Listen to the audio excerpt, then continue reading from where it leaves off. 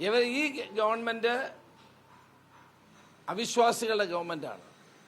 അവിശ്വാസികളുടെ government ആയതുകൊണ്ട് തന്നെ ക്ഷേത്ര ഭരണത്തിലോ ഡയറ്റിയിലോ അവർക്ക് വലിയ വിശ്വാസമൊന്നുമില്ല. കിട്ടിയത് അടിച്ചു മാറ്റുക എന്നുള്ളതാണ് ലക്ഷ്യം. ആ കിട്ടിയത് അടിച്ചു മാറ്റുന്നതിൻ്റെ ഭാഗമായിട്ടാണ് ശബരിമലയിൽ ഈ ഗുരുതരമായ കൊള്ളയുണ്ടായിരിക്കുന്നത്.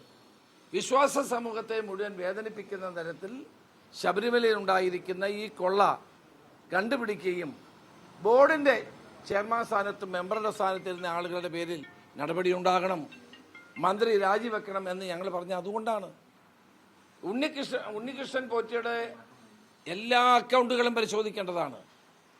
ഉണ്ണികൃഷ്ണൻ പോറ്റി ചെയ്തിട്ടുള്ള എല്ലാ നടപടികളും പരിശോധിക്കേണ്ടതാണ്. ഇത്രയും വലിയ സ്വാധീനം അദ്ദേഹത്തിന് എങ്ങനെ അവിടെ ഉണ്ടായി? അവിടെ മാളികപ്പുറം ശാന്തിയുടെ മാളികപ്പുറത്തെ ഇതിൻ്റെ തന്ത്രിയുടെ അല്ലെങ്കിൽ അവിടുത്തെ പൂജാരിയുടെ ഒരു അസിസ്റ്റൻ്റായി വന്നയാളാണ്, അദ്ദേഹത്തെ സഹായിയായി വന്നയാളാണ്. അദ്ദേഹത്തിന് ഇത്രമാത്രം സ്വാധീനം എങ്ങനെ അവിടെ ഉണ്ടായി? അപ്പോൾ ഇതൊരു കൂട്ടുകച്ചവടമാണ്. ഇതിനകത്ത് ഗവൺമെൻറ്റിൻ്റെ ഉത്തരവാദിത്തപ്പെട്ട മന്ത്രി അടക്കമുള്ളവരുടെ പങ്കാളിത്തമുണ്ടോ എന്ന് അന്വേഷിക്കേണ്ട കാര്യമാണ്. അപ്പോൾ ഉദ്യോഗസ്ഥന്മാരെ മാത്രം പഴിചാരി മറ്റുള്ള ഉന്നതന്മാരായ ആളുകൾ രക്ഷപ്പെടാൻ ഒരിക്കലും അനുവദിച്ചുകൂടാ. പുതിയ പുതിയ വിവരങ്ങൾ പുറത്തു വരുന്നത് ഞെട്ടിപ്പിക്കുന്നത് തന്നെയാണ്.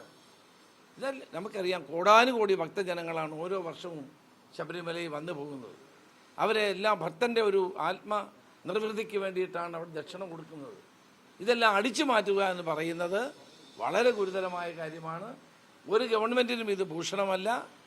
മുഖ്യമന്ത്രി ഈ കാര്യത്തിൽ ഒരു നടപടി എടുത്തിട്ടില്ല. ഇത്രയും ദിവസമായിട്ട് ഒരു നടപടിയെപ്പറ്റിയും പറഞ്ഞിട്ടില്ല. ഇപ്പം അന്വേഷണം നടക്കട്ടെ. ഇപ്പം ദേവസ്വം വിജിലൻസ് ആണെങ്കിൽ ഒരു അധികാരവും ഇല്ലാത്തതാണ്. FIR പോലും ഇടാൻ അവർക്ക് അധികാരമില്ലാത്തതാണ്, അല്ലെങ്കിൽ റെക്കമെൻഡ് ചെയ്യാൻ അധികാരം പോലും ഇല്ലാത്തവരാണ്. അപ്പോൾ ഏതായാലും ശരി, ഈ കാര്യത്തിൽ ഒരു വിട്ടുവീഴ്ചയും പാടില്ല. ബഹുമാനപ്പെട്ട ഹൈക്കോടതി എടുത്ത ഈ തീരുമാനത്തെ ഞങ്ങൾ സ്വാഗതം ചെയ്യുന്നു. ഹൈക്കോടതി ശക്തമായ നടപടിയുമായി മുന്നോട്ട് പോകുന്നുണ്ട്.